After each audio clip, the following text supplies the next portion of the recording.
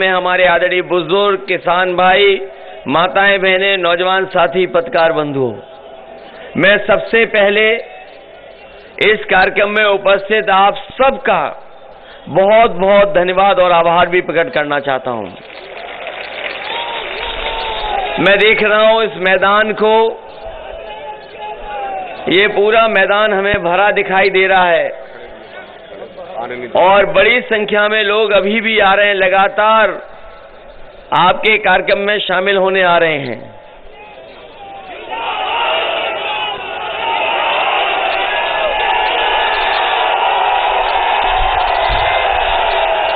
ये जो उत्साह और जोश दिखाई दे रहा है, ये जोश और उत्साह बता रहा है कि आपको पहले और दूसरे चरण में जो वोट पड़ा है उसकी जानकारी है और तीसरे चरण में भी जो वोट पड़ने जा रहा है उसकी भी आपको लगभग जानकारी हो गई होगी। हालांकि पहले दूसरे चरण में ही समाजवादी पार्टी और गठबंधन ने शतक लगा दिया है और मुझे पूरा भरोसा है तीसरे और चौथे चरण का जब मतदान होगा तो एक और सेंचुरी यहां से लग जाएगी। इसका मतलब ये है कि चौथा चरण जब खत्म होगा, गठबंधन को, समाजवादी पार्टी और गठबंधन को यहां की जनता पूरा बहुमत दे चुकी होगी। मैं और बातें करूं उससे पहले हम अपनी पार्टी के बहुत सारे नेता जिनको हमने खोया है, बहुत सारे नेता जिनको खोया है हमने, हम लोगों को उनको भी याद करना चाहिए। जिस समय मैं लखनऊ से चला हवाई जहाज में और जब मैं बरेली में उतरा तो मुझे जानकारी मिली कि समाजवादी पार्टी के बहुत ही वरिष्ठ नेता जो नेताजी के समय से लगातार नेताजी के साथ रहे, अभी लीडर ऑफ अपोजिशन थे, विधान परिषद में हमारी पार्टी के नेता प्रतिपक्ष थे। बड़े दुख की बात है कि आज वो हमारे बीच नहीं रहे हैं, आज उनका देहांत हो गया।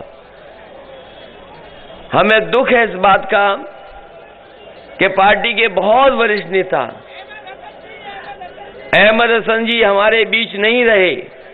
हमें दुख की बात है इस बात को लेकर के कि जिन्होंने कभी नेताजी के साथ शुरुआत की और वो ऐसे नेता थे कि जिन्होंने नेताजी का साथ जब नौकरी कर रहे थे तब भी दिया और जब नौकरी से रिटायर हो गए वो नेताजी के साथ आ गए, समाजवादी पार्टी के साथ आ गए, कभी उन्होंने साथ नहीं छोड़ा। और समाजवादी पार्टी ने भी, हम लोगों ने भी उनका साथ नहीं छोड़ा, लगातार उन्हें साथ रख करके अगर कहीं भी सम्मान देना पड़ा होगा, सरकार में मंत्री बना करके या और पद पर सम्मान देने का, नेता प्रतिपक्ष बनाने का, तो नेता प्रतिपक्ष भी बनाया। और अभी मुझे याद है, अभी आखिरी में जब उन्हें कोरोना हुआ और कोरोना के बाद वो बीमार रहे, लगातार बीमार रहे, इलाज चलता रहा, जिस समय मैं उन्हें घर पे देखने गया तो वो वही बातें कह रहे थे कि मैंने नेताजी का कभी साथ नहीं छोड़ा, पार्टी का कभी साथ नहीं छोड़ा, मैं आजीवन नेताजी और समाजवादी पार्टी के साथ खड़ा रहूंगा। हमें दुख है इस बात का कि हमने एक ईमानदार नेता खोया है जो विभागों में काम करते रहे, विभागों में जो कई विभागों में काम करते रहे, कई विभाग उनके पास रहे, स्वास्थ्य विभाग को संभाला, जिस समय एनआरएचएम घोटाला जैसी बातें हुई लेकिन उन पर कोई उंगली नहीं उठा सकता था। अभी जब उम्र उनकी 90 हो गई थी तब भी समाजवादी लोगों ने कहा कि इतने उम्र वाले हैं, इन्हें क्यों एमएलसी बना रहे हैं। मैंने उनसे कहा कि ये नेताजी के साथ रहे हैं, ये आजीवन जब तक है तब तक एमएलसी रहेंगे और जिस पद पर हैं उसी पद पर बने रहेंगे, हम इनको हटाएंगे नहीं। वहीं हमने जहां आदरणीय अहमद साहब को खोया हमने आज, वहीं उससे पहले हमारी पार्टी ने यहाँ के बहुत ही नेता, पुराने प्रतिष्ठित और लगातार विधायक भी रहे, समाजवादी पार्टी को मजबूत भी करते रहे। हाजी साहब को हमने खोया और उन्होंने न केवल पार्टी को मजबूत किया बल्कि अल्पसंख्यक के जब प्रकोष्ठ मैंने बनाया था, उन्होंने जगह जगह जाकर के हमारी पार्टी को मजबूत करने का काम किया। कोरोना के समय पर मेरी उनसे लगातार बातें होती रही, उनसे, उनकी बेटी से। वो चाहते थे कि इलाज हो जाए। वो जिस अस्पताल में थे, एक डॉक्टर गंगवार साहब का अस्पताल था, मैं उन्हें जानता नहीं था, लेकिन मैंने लगातार उनसे फोन पे बात कर करके जो इलाज हो सकता था वो इलाज कराया।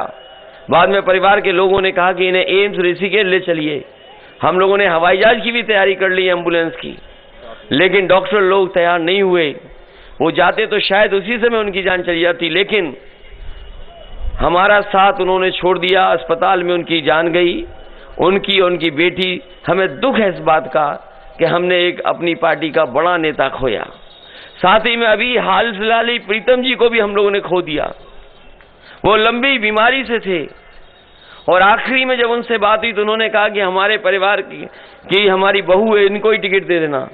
हमने कहा कि आपकी इच्छा जो होगी हम उन्हीं को टिकट देंगे, इसलिए उन्हीं को टिकट दी। इसलिए आखिरी में हम लोग 2 मिनट उन सबके लिए शोक करेंगे, 2 मिनट आखिरी में। और न जाने कितने लोगों को हमने, आपने, परिचित लोगों ने खोया होगा। यहाँ जितने लोग मौजूद हैं, इन्होंने देखा होगा मजदूर कैसे चल करके आए थे जब लॉकडाउन लगा था। बेचारे, उनके लिए कोई इंतजाम नहीं किया सरकार ने। पैदल पैदल पैदल वो पहुंचे, घरों गए, कोई सरकार ने इंतजाम नहीं किया उनका। और उसके बाद जब कोरोना की बीमारी आई, जिस समय जरूरत थी कि लोगों को दवाई मिल जाए, अस्पताल में बेड मिल जाए और सांसों के लिए जो सबसे जरूरी चीज है ऑक्सीजन मिल जाए, लेकिन ये सरकार ऑक्सीजन भी नहीं दिला पाई। और इसने, सरकार ने हमारे गरीबों को अनाज छोड़ने का काम किया। जिस समय सबसे ज्यादा सरकार को मदद करनी चाहिए थी, उस समय हमारे गरीबों को अनाज छोड़ने का काम किया।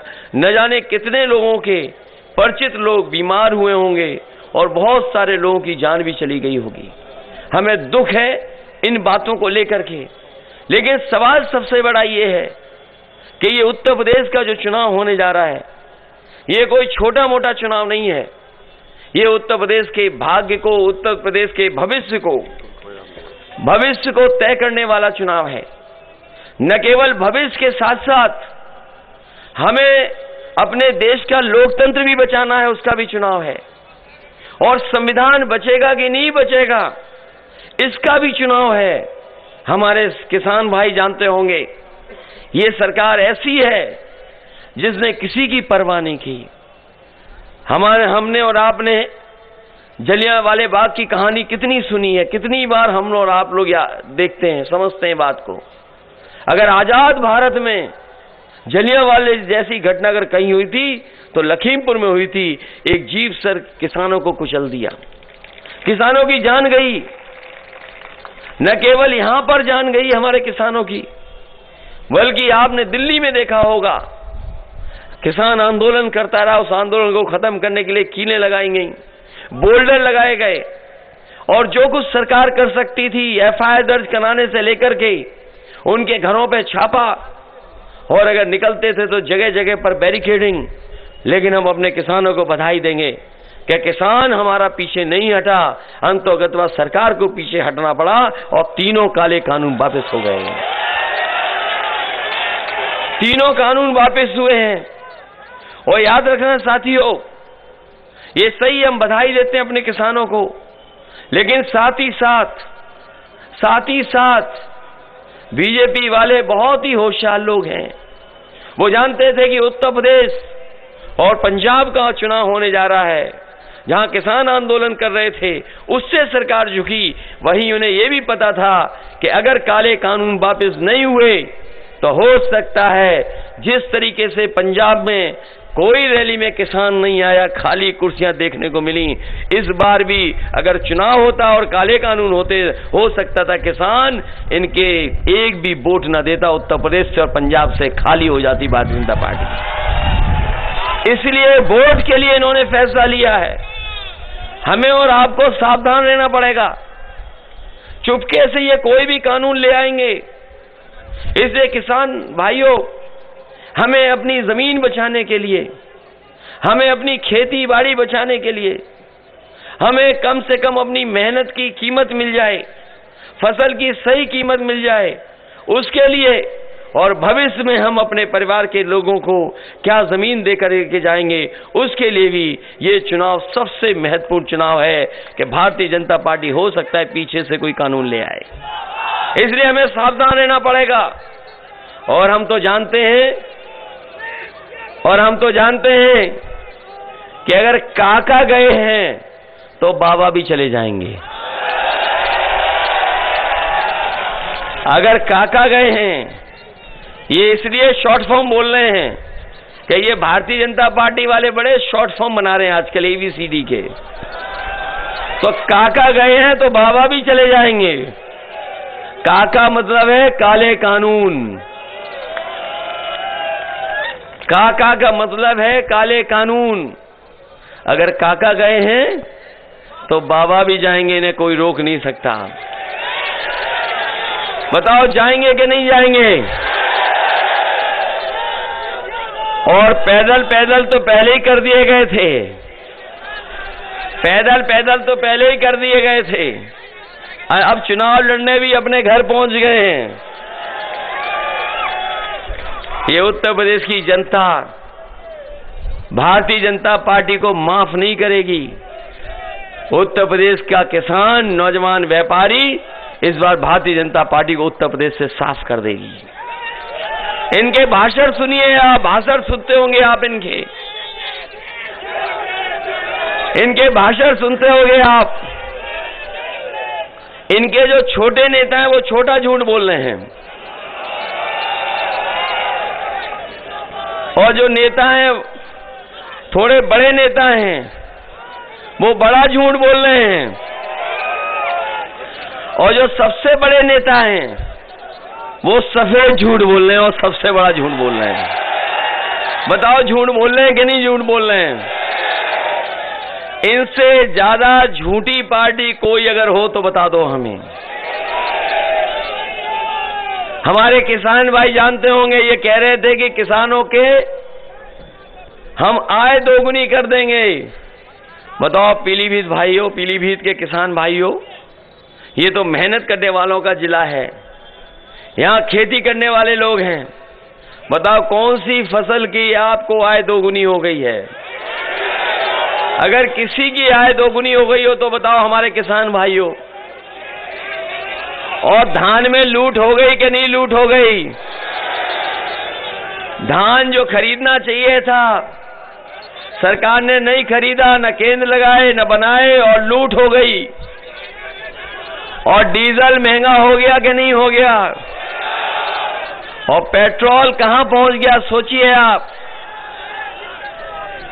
ये वही लोग हैं जो कहते थे कि गरीब और चप्पल पहनने वाला हवाई जहाज में चलेगा। याद है कि नहीं याद है? और जब से डीजल पेट्रोल महंगा किया, हमारे गरीब की गाड़ी नहीं चल सकती, मोटरसाइकिल नहीं चल पा रही है। कहां चल पा रही बताओ?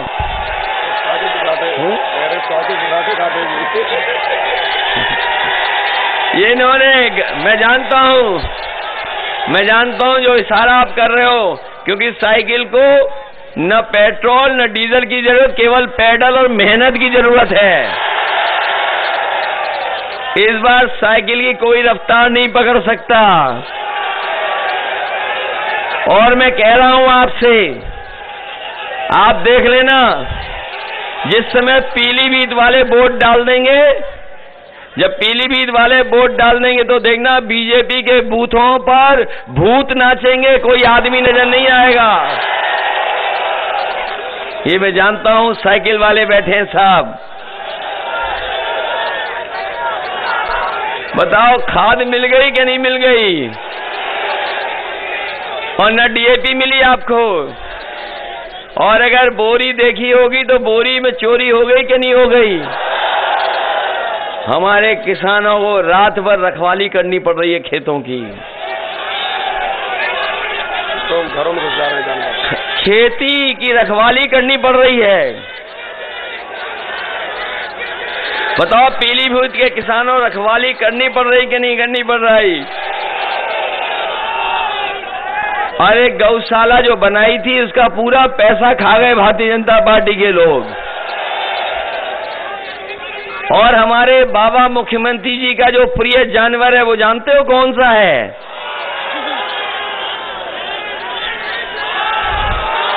बताओ, हमारे बाबा मुख्यमंत्री अपना प्रिय जानवर तक नहीं पकड़ पा रहे हैं, वो मार मार टक्कर लोगों की जान ले रहा है।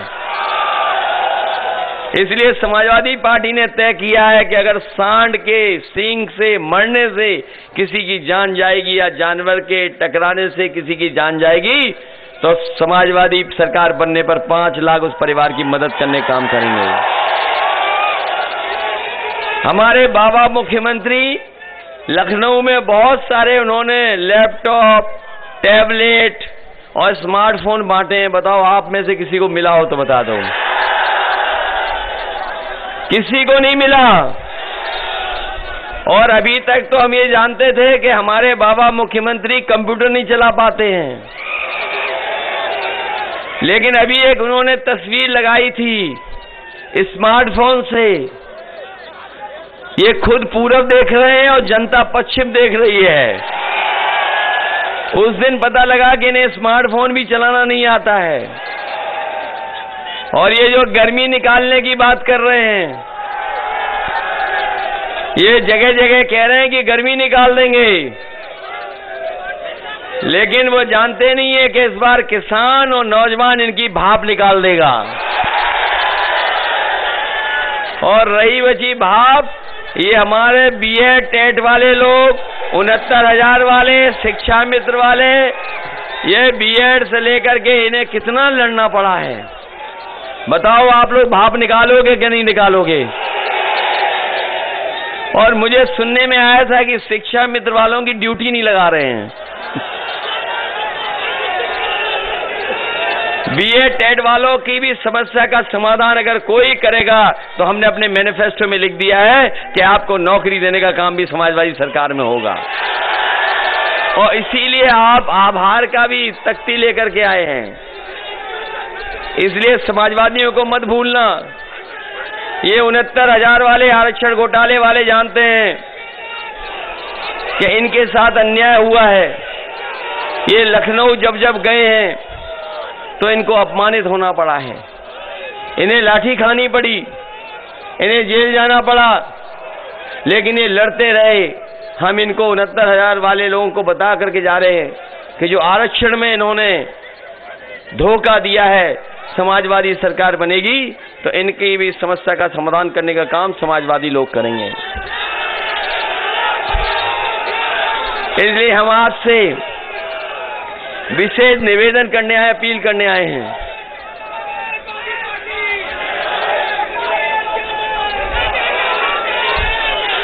मैं जानता हूं बहुत परेशान रहे हो आप, आपको बहुत लड़ना पड़ा,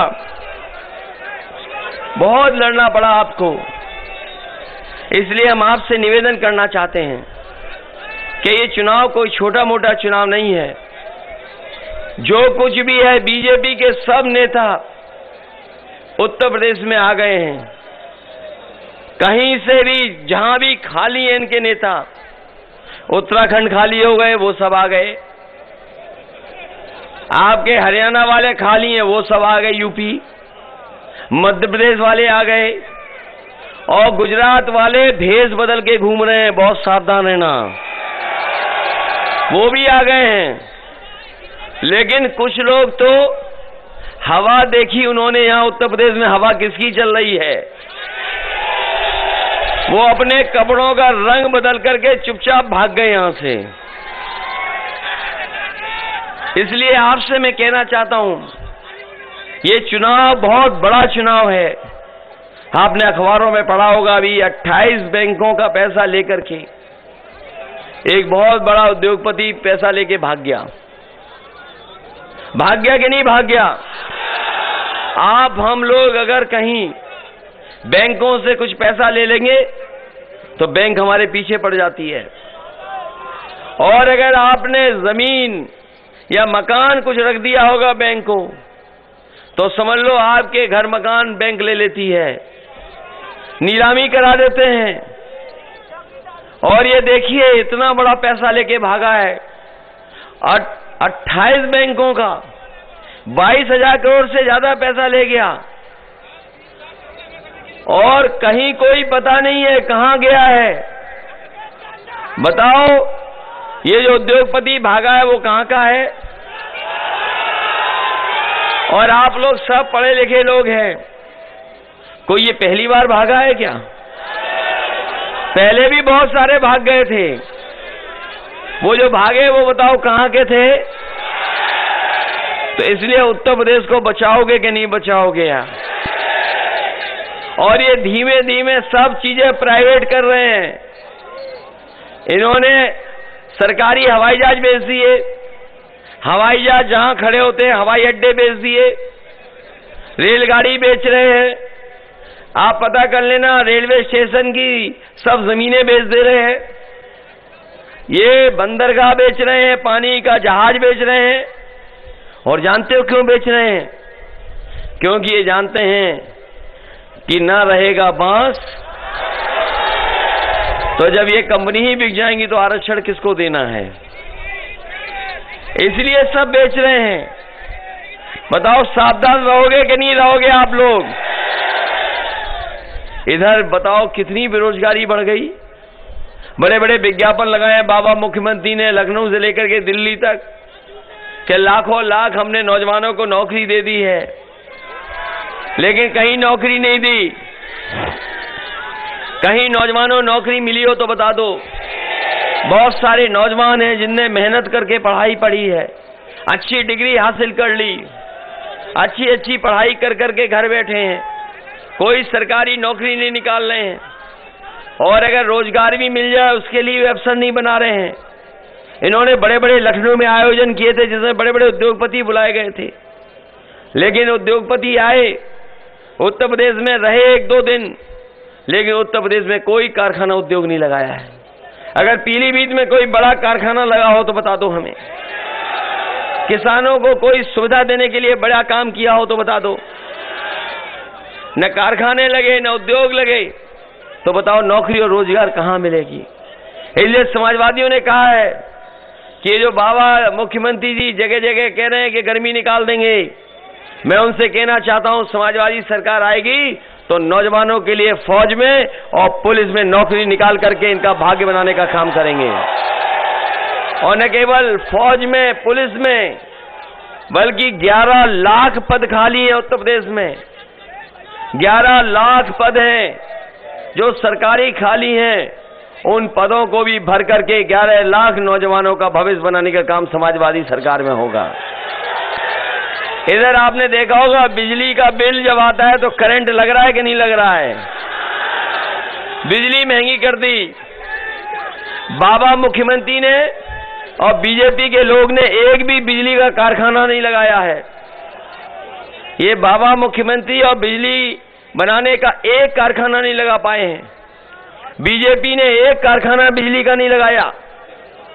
न जाने कितनी बार जीत गए यहां से, लेकिन पूरे उत्तर प्रदेश में आप जानकारी कर लेना, कोई बड़ा बिजली का कारखाना नहीं लगाया।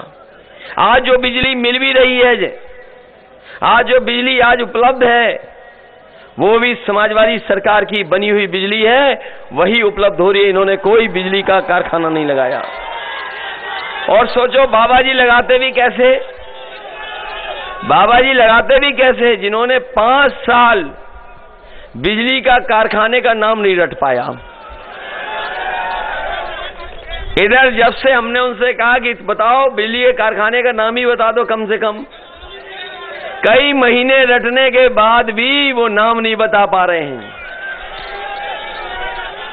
समाजवादियों ने जो कारखाने लगाए, आपको हम बता दें, पत्रकार साथियों, आप भी पूछ लेना, अगर आज आए हो आपके जिले में तो कहना कि कम से कम बिजली के कारखाने का नाम बता के चले जाओ, और कहां लगाया ये भी बता दो आप। समाजवादियों ने लगाए थे बिजली के कारखाने, जिन कारखानों को लगाया वो बड़े बड़े कारखाने थे, उनको उनके नाम है 3x660 super critical thermal plant. बताओ बाबा जी कह सकते हैं कि 3x660 super critical thermal plant? इसीलिए बिजली नहीं बनाई, केवल बिजली के बिल भेज रहे हैं। समाजवादियों ने तय किया है कि घरेलू बिजली के लिए 300 यूनिट माफ होगी, कोई बिजली का बिल 300 यूनिट के लिए नहीं देना पड़ेगा। और अपने किसानों को सिंचाई के लिए बिजली फ्री, कोई पैसा किसानों को नहीं देना पड़ेगा। जब से समाजवादियों ने 300 यूनिट फ्री कहा है, भारतीय जनता पार्टी की बिजली गुल हो गई है और ट्रांसफार्मर फूक गया है।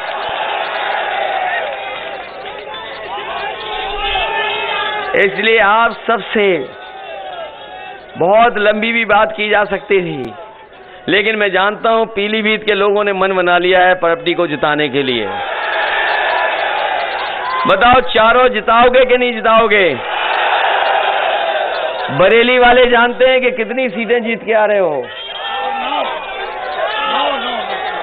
बताओ, पहली बार ऐसा चमत्कार हो रहा है, बरेली सब सीटें जीत रहे हो आप, रामपुर सब सीटें जीत रहे हो आप,